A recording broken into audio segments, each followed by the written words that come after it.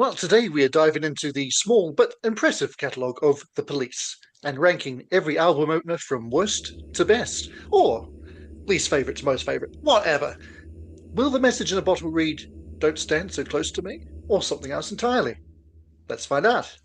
Hey, welcome to 18 is Reacting with me, JSB, and once again, my super special guest, Shawn from Reactions to the Classics. Welcome back, and are you ready to rank? I am ready, man. I'm ready to get this thing going. So, The Police had a pretty short run, 5 albums released between 78 and 83. But in that time, of course, they became one of the biggest bands on the planet. And I think it well worth giving a brief discussion here in 2025. I mean, we often try to keep things short and have never managed it so far, but this could be the one. This is going to be the one. I'm confident. So we are, of course, focusing just on 5 tracks, obviously one per album being the openers of each of them. And we're going to start at the bottom and work our way up to our absolute favorite of those 5. So a bit of a mix here of big hits and deeper cuts. So should be fun and hopefully relatively easy. Did you find that to be the case? I did. I did. I thought it was going to be a little tougher on first run through on maybe the top two, three-ish, but they actually separated themselves nicely. So I didn't have much of a problem with it. What about you? Pretty easy for me. I have, or at least right from the start, I had a solid number 5 and a solid number 1. It was a Yeah, me little too. bit tougher in the middle, but not too hard. I'm pretty happy with how they've fallen. Um, but as ever, we'll see if we align and what other folk think. So, on that note, do play along at home. We want to know your rankings. Um, and, when we did the Dire Straits ranking, I knew those albums really well, so I was ranking them really based on how well they opened the album. These albums I'm not so familiar with for the most part, so I'm just going to be doing what Shawn did last time, which is just ranking the songs against each other. So you Yeah. can rank them however you like, basically. There's no wrong answers. But on that note, Shawn, would you like to give me your bottom two, numbers 5 and 4? Yeah, 5 was easy for me. It's Synchronicity 1 off the Synchronicity album in 1983, their final album. And when they reached their apex of fame and walked away from it all for various reasons, but mainly so Sting could perform or go and do his own thing. So, yeah, it's pretty easy for me. Synchronicity 2 is better off this album.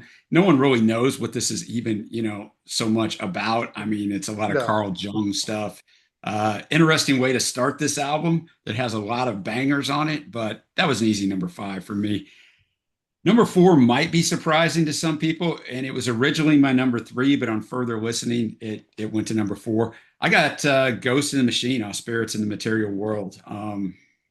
It's a good song. It's just not quite as high for me. One overtook it a little bit, but yeah, I mean that's kind of where I am on those. What about you?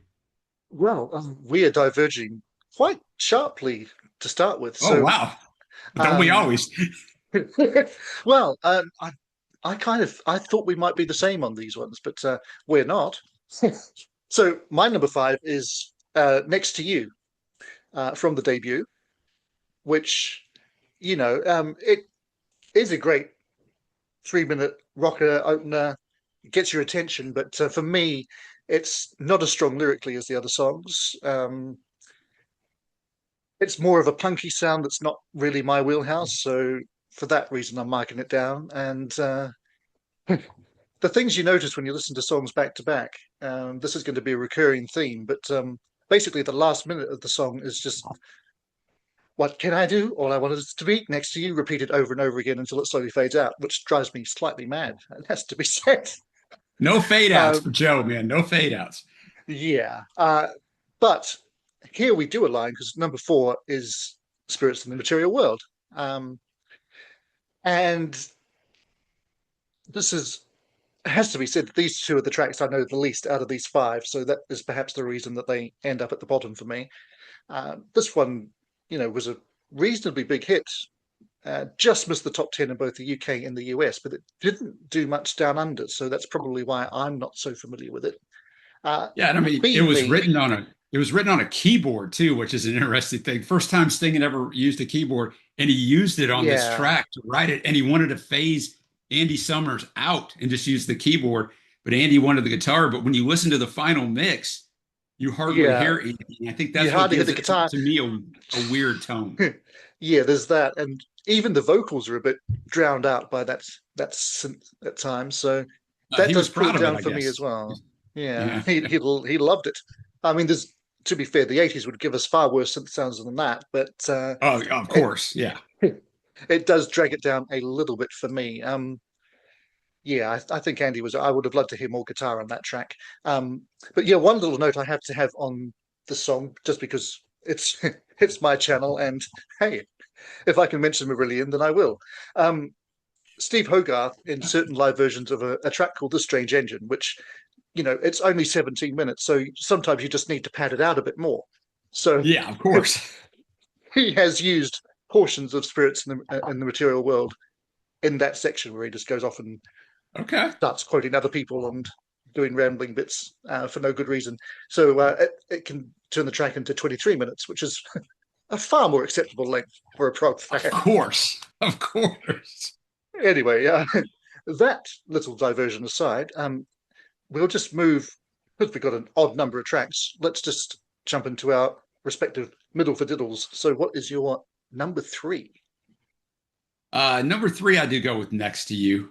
So, for the reasons you don't like it, it grew on me. It's definitely a different sound for the Police. It's early sound on it, but um, when I first heard it, I was like, because I don't know that I'd ever heard this song, and I was like, what is this? But then the more I heard it, I'm like, yeah, you know what? This actually goes up. So it's a three. I mean, I'm not gonna. It could be a four. It's three or four. I mean, the top two Yeah. are kind of indisputable for me, but it may not be for you. What do you got at number three? Well, no, we are aligned on the top two, so it'll be interesting to see which way they fall for us. But yeah, my number three is Synchronicity One. Synchronicity is really the only Police album I know supremely well from top to bottom. But Right. as you said, it's one of those weird albums where it's the opposite of front loaded, and all the big songs are in the back half of it. Um, you've got Synchronicity 2 in the middle, and then Every Breath You Take, King of Pain wrapped around your finger. Yeah. All of that stuff's really buried. But yeah, so it's not the best song on Synchronicity. It's not the best song called Synchronicity on Synchronicity, but I still like it. It's good and bouncy. It's got intriguing lyrics. It's nice and quick. Have to give it props because okay, just before the fade out, he does say synchronicity an awful lot of times, but then the musical fade out is just the musical motif rather than all these other songs have the same thing of a key phrase being repeated ad nauseum until the fade out. So Yeah. Yeah. That's a good point. it's that point just. So yeah, we're down to our top two, and we have the same top two, but do we have them in the same order? I wonder. Uh, Well, Let me we're know about to what find yours out, are. aren't we? All right. Well, I go with Don't Stand So Close to Me at number two. One thing I learned about this song, I knew this song. I know the lyrics to this song. Never thought about the lyrics to this song. So Wow. when Okay. listening to it this time and understanding that, Sting says it's not autobiographical because he was once a teacher, but it's about a schoolgirl having a crush on her teacher. And once that comes in, you're like, oh, okay. Probably wouldn't fly nowadays, but it was going in 1980. But just a great vocal, some great punchy arrangement to it. Very catchy, and not all Police songs are catchy. Most Police songs are not catchy. They're not meant to be catchy. But what do you got at number two? Um, well, I've got "Don't Stand So Close to Me." Look at that! Okay. Look at us aligning. Um, yeah. Well, there's actually a. I know you said that Sting said it's not autobiographical, and he's kind of floated between different versions along the years. And there's one quite disturbing quote from him where he talks about being in this situation with the 15-year-old girls all fancying him and him thinking Yeah. that they're really hot and just trying to keep his hands off them and not knowing how he did it. It's like, yeah, you probably should have said that out loud, Sting. Yeah, Uh, yeah, no, 100%. I think that's why most of the time he swung the other way on it because even I was going to say that's a good point. Even if it was autobiographical, You probably wouldn't admit it, but apparently at one point Sting did. Maybe he'd had some substances. I don't know. Yeah, I mean, you can understand schoolgirls having a crush on him when he was young, and that would be completely normal and natural, but Of course. no reciprocation, please. Um, but yeah, this was, of course, probably their first big hit in the US. It was their third UK number one. Um, and yeah, like you say, the lyrics are not your usual typical pop song fare, are they? No, they're not. But you know, it's funny, but this always happens, Joe. You know, you sing along to a song, especially when you're younger, and you just don't think anything about it. Like, and then you look at the lyrics later on, years later, and go, "Oh, okay, well, yeah, didn't see so that. You I guys are mean, singing along to it." was this one that you knew when you were very young? Because I'm not quite sure when you started listening to radio in your I youth. did. I started probably listening to the radio. I was born in 71, probably like 78, but didn't really know a lot of music. I didn't really know the Police much. I did know this song until Every Breath You Take. But you know, it came out in the summer of 83 and I was only 11 then. So, but yeah, I did Yeah, know this song. I think just for the catchiness of it.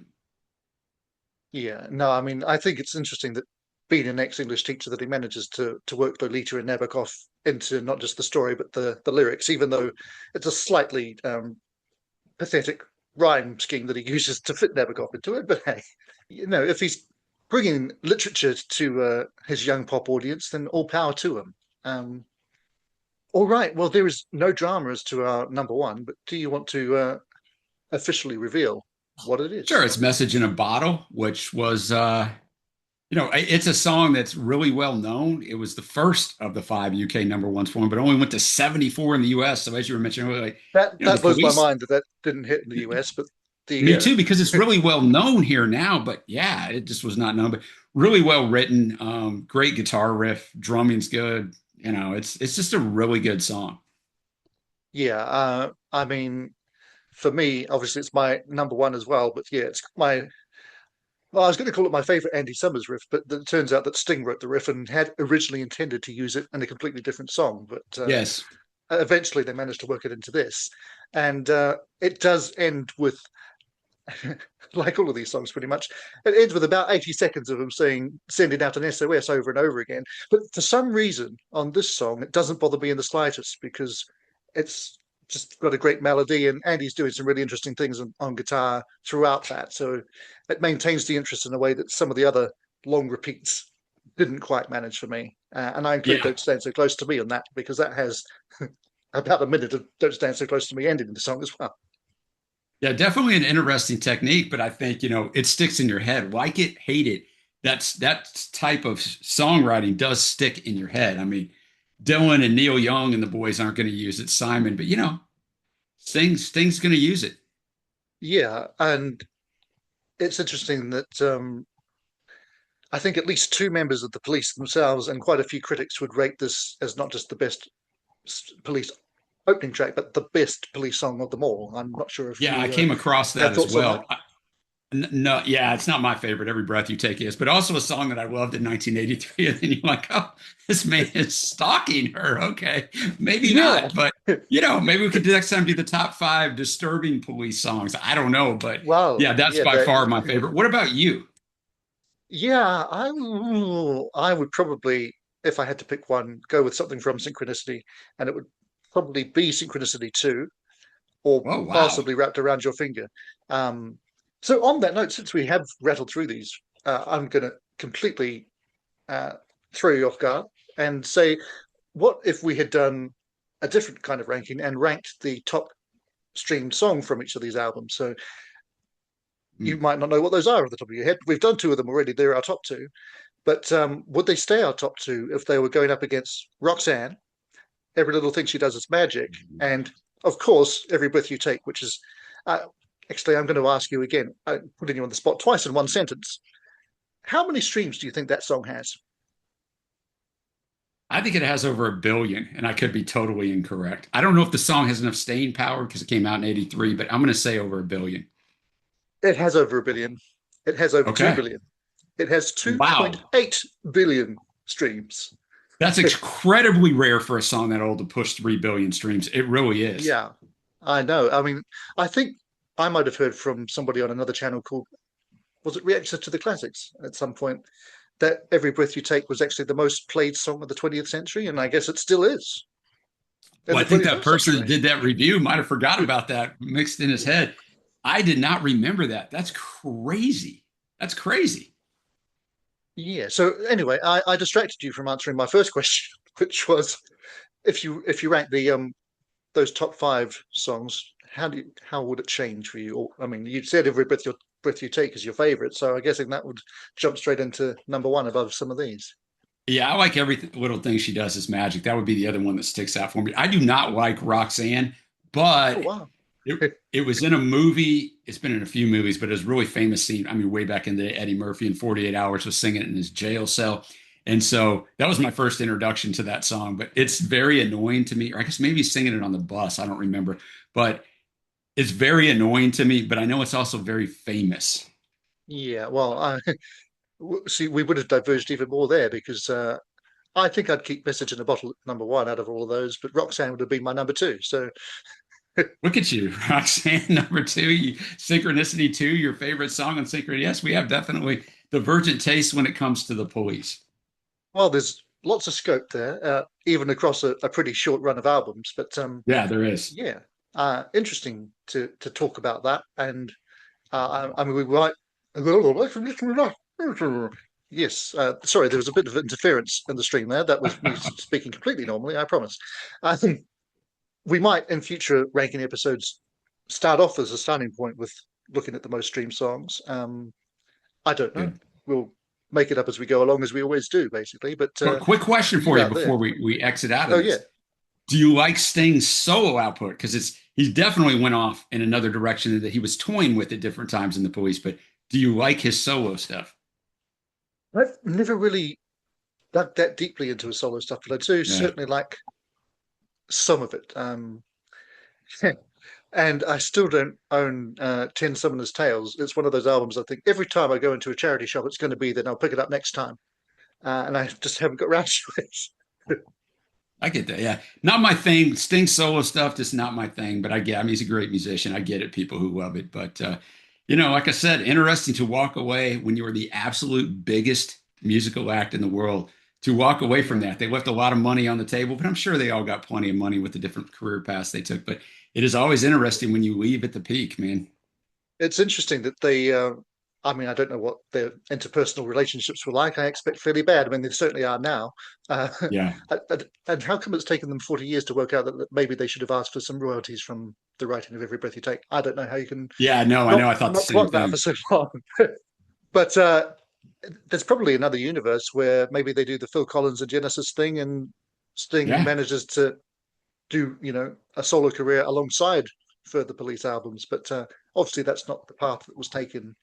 But it's an interesting thing to speculate on. Uh, but yeah, interesting chat. Thanks for that. And to you out there, do let us know what you would rank the openers in, and indeed, if you'd like, those top five biggest songs from each of the albums. Or anything else you want to say about the Police. All things are welcome, and be interesting to see what you make of what we thought, and if you agree. But if you don't, let us know, and if you do, let us know. Yeah. So thanks very much to Shawn for joining me again for this. And if you need more ranking in your life and you have plenty of time, do check out what we made of the six album openers of Dire Straits on floating around us somewhere. And we will just say thanks for watching and bye for now, but not for long. Acting is reacting. This does not mean acting again.